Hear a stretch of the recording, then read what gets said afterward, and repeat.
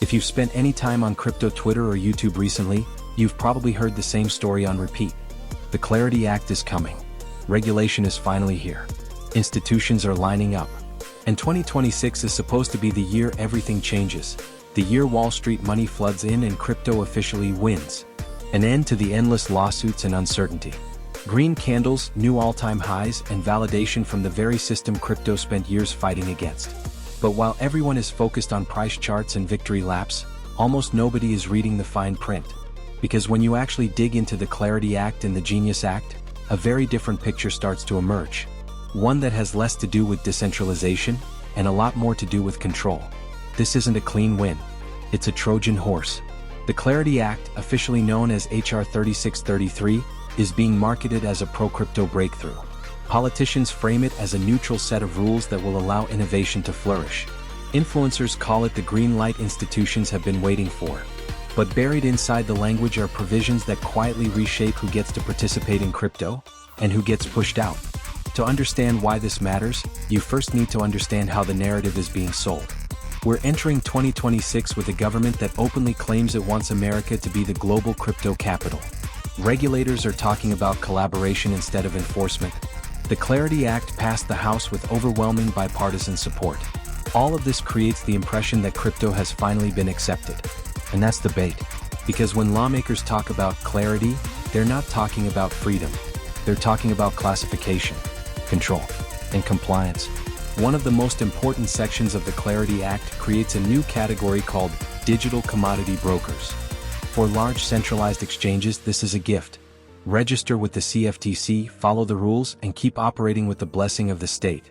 Coinbase, Kraken, and other incumbents already have the lawyers, the licenses, and the political connections to handle this. The real problem starts when this framework touches DeFi.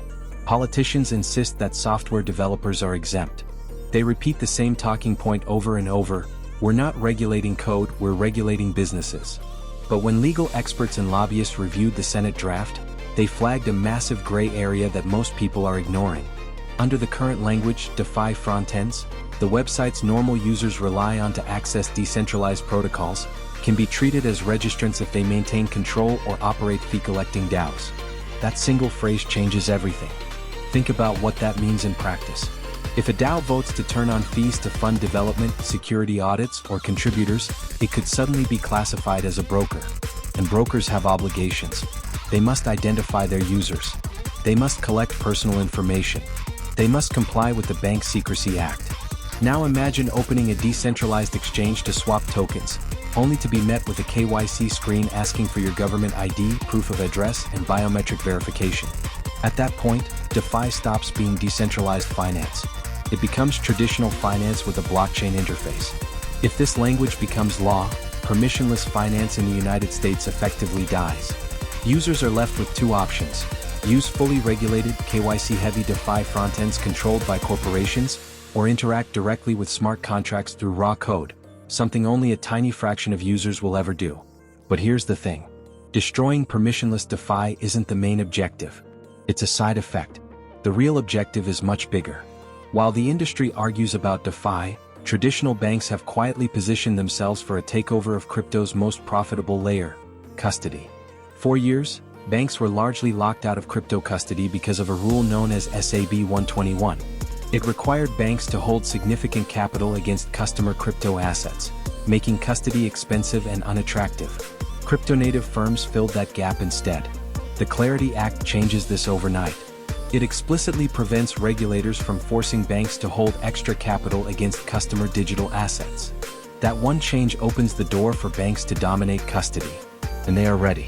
Institutions like BNY Mellon, State Street, and Citi have spent years building crypto infrastructure behind the scenes, waiting for the regulatory green light. Now they have it. The bill introduces the concept of qualified digital asset custodians, effectively funneling institutional capital, pensions, retirement funds, ETFs, away from self-custody and into regulated bank vaults. The same institutions that failed in 2008 are now positioned as the trusted guardians of digital assets. This isn't about banning crypto. It's about gentrifying it, pushing out cypherpunks and replacing them with compliance officers, turning a permissionless system into a gated one. And if you think that sounds exaggerated, follow the money. In a single year, the crypto industry spent tens of millions on lobbying. The biggest spenders weren't privacy advocates or open-source developers. They were exchanges, asset managers, and institutions with a direct financial interest in regulation that locks in their dominance. This brings us to the second half of the equation, the Genius Act. The Genius Act regulates payment stablecoins, and once again the branding sounds harmless. Innovation, stability, consumer protection. But the mechanics tell a different story. Under the law, stablecoin issuers must be approved by federal banking regulators. Large issuers are pushed into full federal oversight, while smaller, experimental, or community-backed stablecoins are effectively frozen out.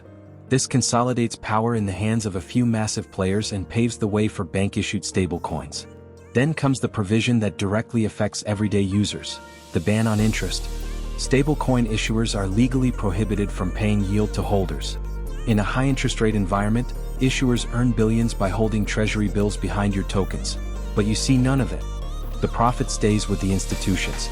A massive wealth transfer codified into law. And it doesn't stop there. Regulated stablecoin issuers are treated as financial institutions under the Bank Secrecy Act. That means transactions are monitored, tracked, logged. Every payment becomes part of a financial surveillance system. At that point, a regulated stablecoin isn't meaningfully different from a private sector CBDC. It looks like crypto, but it behaves like a control mechanism.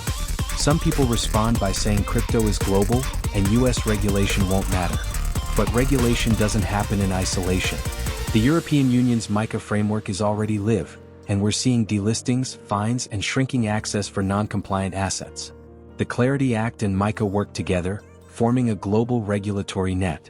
Protocols are forced to choose: comply with KYC, censorship, and surveillance, or go dark, lose access to most of the world's capital, and risk legal consequences. We're already seeing the split. Clean crypto for institutions. Dark crypto for everyone else. Privacy coins are delisted.